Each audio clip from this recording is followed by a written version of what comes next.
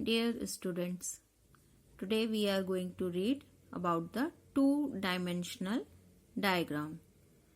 Two-dimensional diagrams are those in which diagrammatic representation of data is done on the basis of two dimension or spectrum, that is height and width.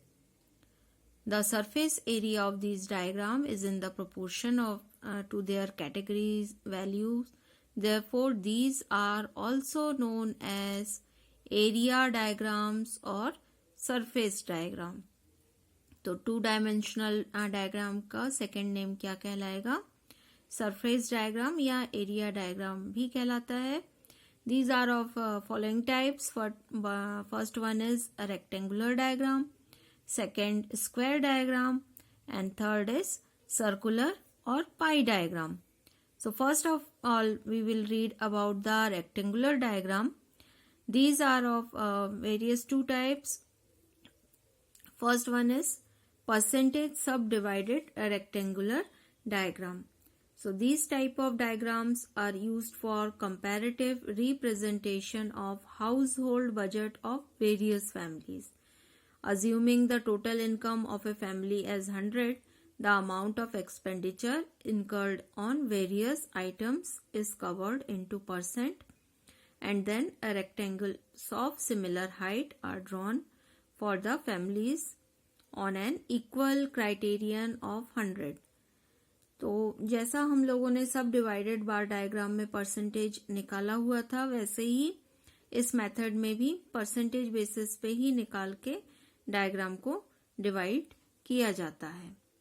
तो जैसे यहाँ example दिया हुआ है, यहाँ पे items दिए हुए हैं, आप देख रहे हो. हमने ये अभी पढ़ा था कि ये डायग्राम किस लिए यूज किया जाता है? Representation of household budget of various families. तो ये आइटम्स ऑफ एक्सपेंडिचर दिए हुए हैं: food, cloth, house rent, fuel, electricity, others. Family A के लिए और फैमिली बी के लिए. फैमिली ए की इनकम है 500 रुपीज वाइल द फैमिली बीज इनकम इज 800 रुपीज. तो यहाँ पे इनकम बताया गया है, यहाँ पे एक्सपेंडिचर को शो किया गया है. इनको पहले हमें परसेंटेज में चेंज करना पड़ेगा. तो यहाँ आइटम्स ऑफ एक्सपेंडिचर फर्स्ट देखो, फूड है. फूड फैमिली ए के लिए कितना है? 200 रुपीज एक्सपेंस करते हैं. तो अगर उसको परसेंटेज बेसिस पे निकालेंगे तो वो कितना निकलेगा? 40. कैसे निकाला होगा इसको?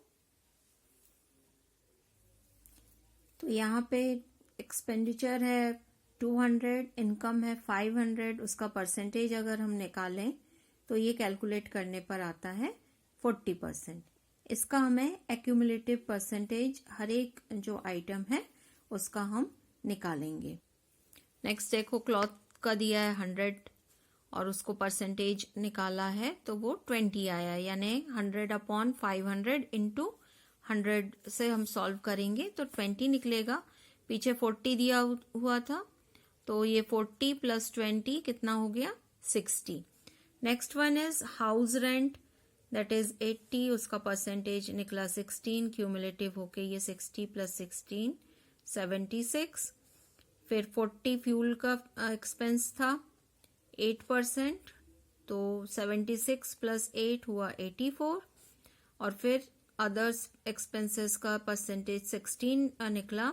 80 से कैलकुलेट करके 80/500 इंटू 100 करके निकाला तो वो 16 आया.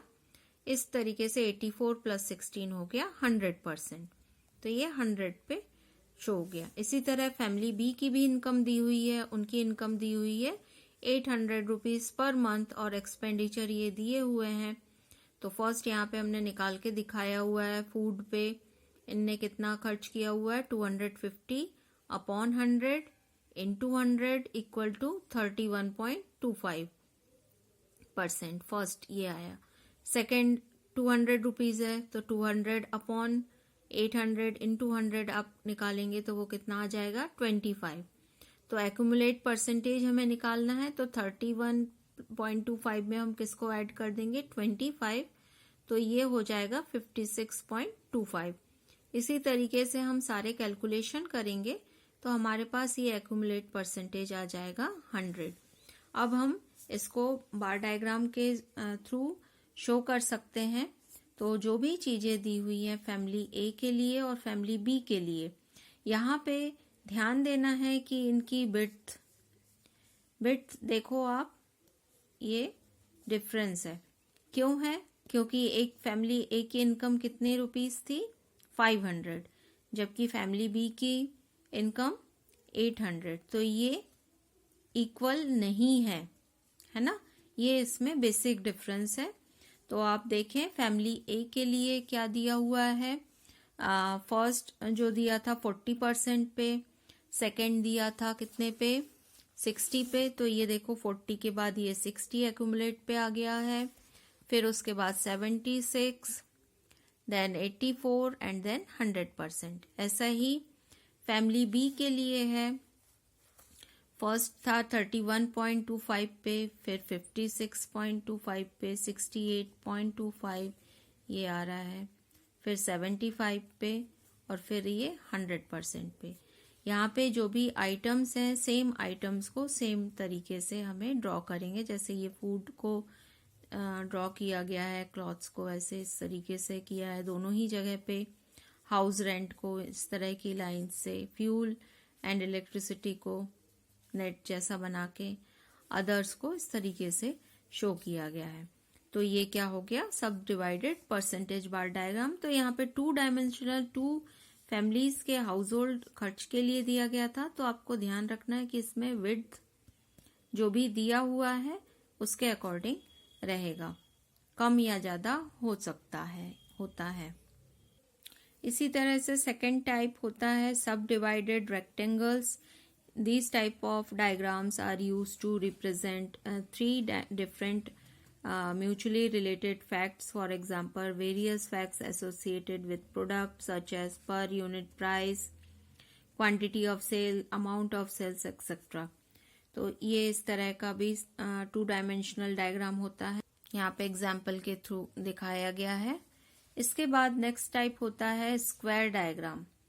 तो square diagram are useful at that time when there is excessive difference between minimum and maximum value.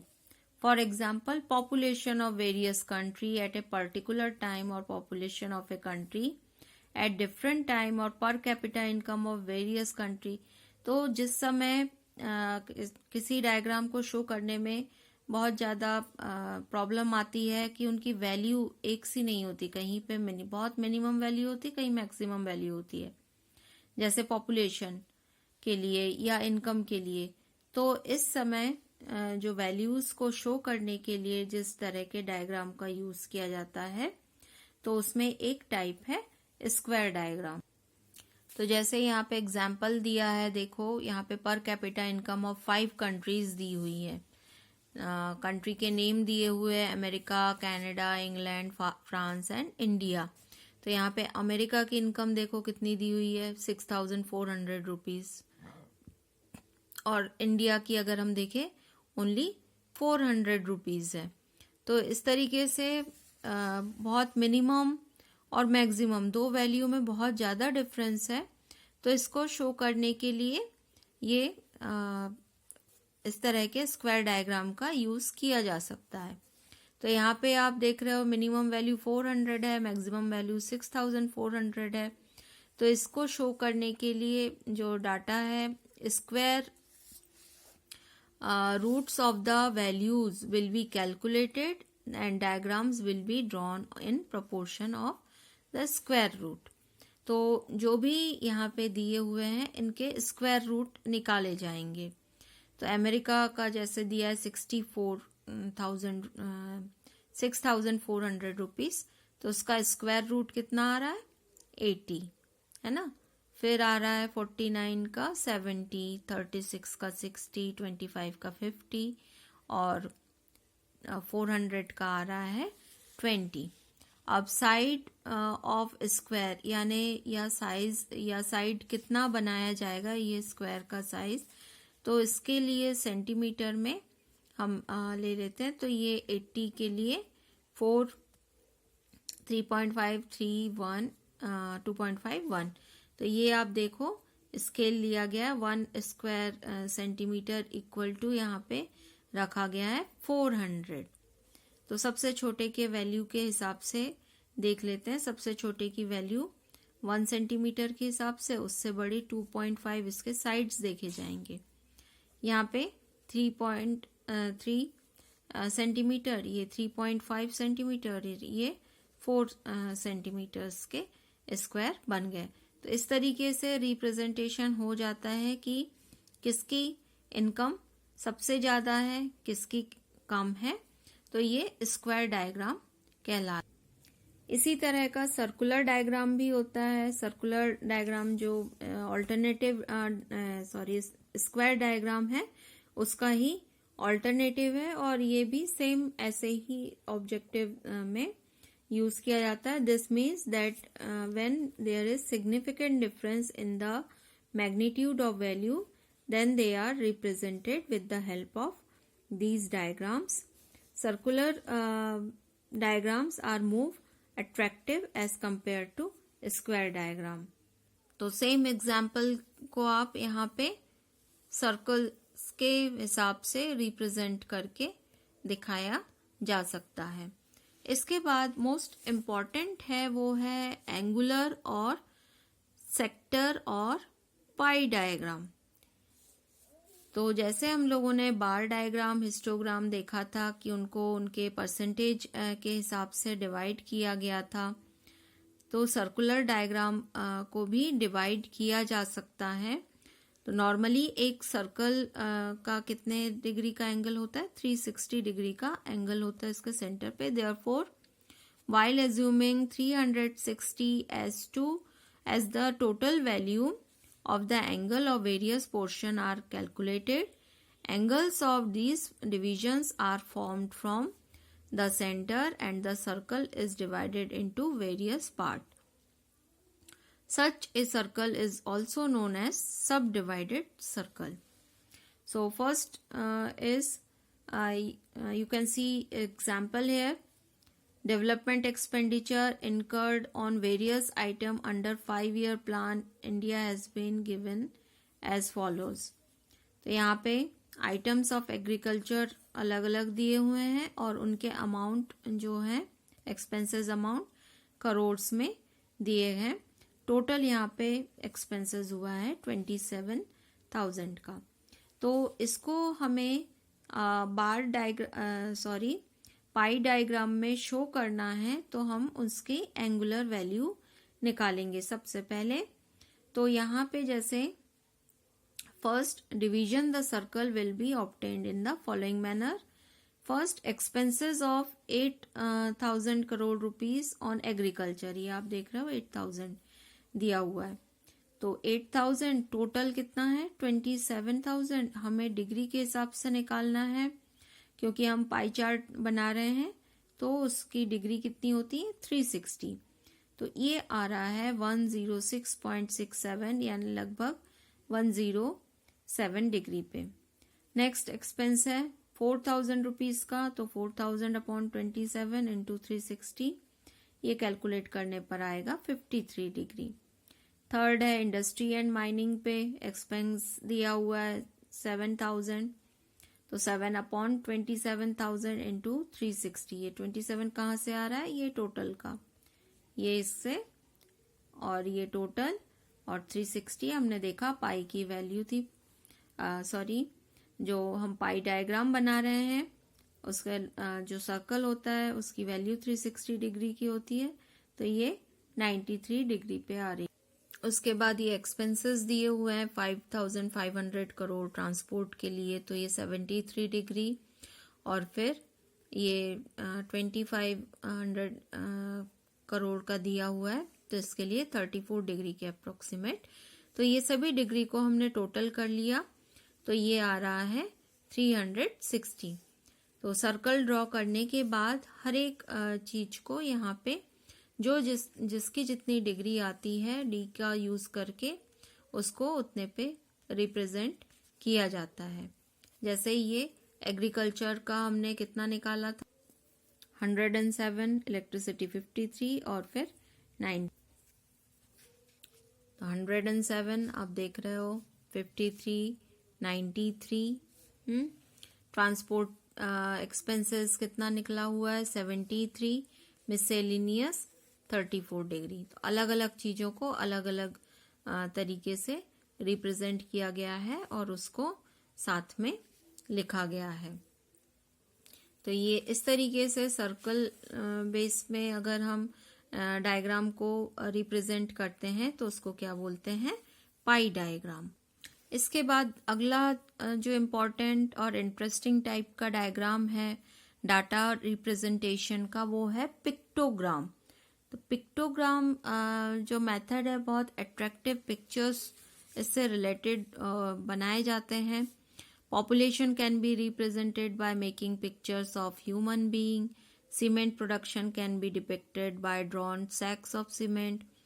तो ये अलग अलग तरीके से पिक्चर्स बनाकर जब प्रेजेंटेशन किया जाता है, डाटा प्रेजेंटेशन, तो उसको हम बोलते हैं पिक्टोग्राम। तो पिक्टोग्राम जो है कॉमन मैन भी इजीली उसको समझ सकता है। These are attractive and impressive and they have a permanent impression on the mind. However, it is a bit difficult to make them. The method of pictogram was founded by Dr. Otto Neurath, who was the resident of Vienna. Due to this reason, this method is also known as Vienna method. तो यहाँ पे आप example देख रहे हो, pictogram, यहाँ पे pictures बनाए गए हैं। क्या दिया गया है, teacher student ratio of Jiwaji university Gwalior for year 1972-73 and 1982-83 has been presented in the form of pictogram. तो यहाँ पे टीचर और ये स्टूडेंट।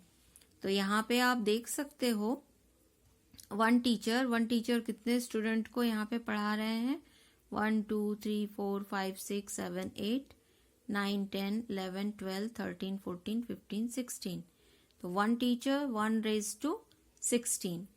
अब यहाँ पे 1982-83 की कंडीशन क्या दी हुई है, कि वन टीचर है। अब काउंट करें, 1 2 3 4 5 6 7 8 9 10 11 12 13 14 15 16 17 18 19 20 21। तो यहाँ पे रेशियो क्या आ गया, 1:21 और यहाँ पे 1:16 का रेशियो था। तो इस तरीके से हम कैलकुलेट करके, कॉमन पर्सन भी कैलकुलेट करके बता सकता है कि किस समय स्टूडेंट जो है वो कम थे, किस समय अधिक थे, टीचर्स पे जो वर्कलोड है किस समय ज़्यादा था या किस समय कम था, या स्टूडेंट्स की संख्या कितनी कम हुई ज़्यादा हुई। तो ये हम ये पिक्टोग्राम के थ्रू इजीली हम ऑब्जर्व कर सकते हैं, बता सकते हैं।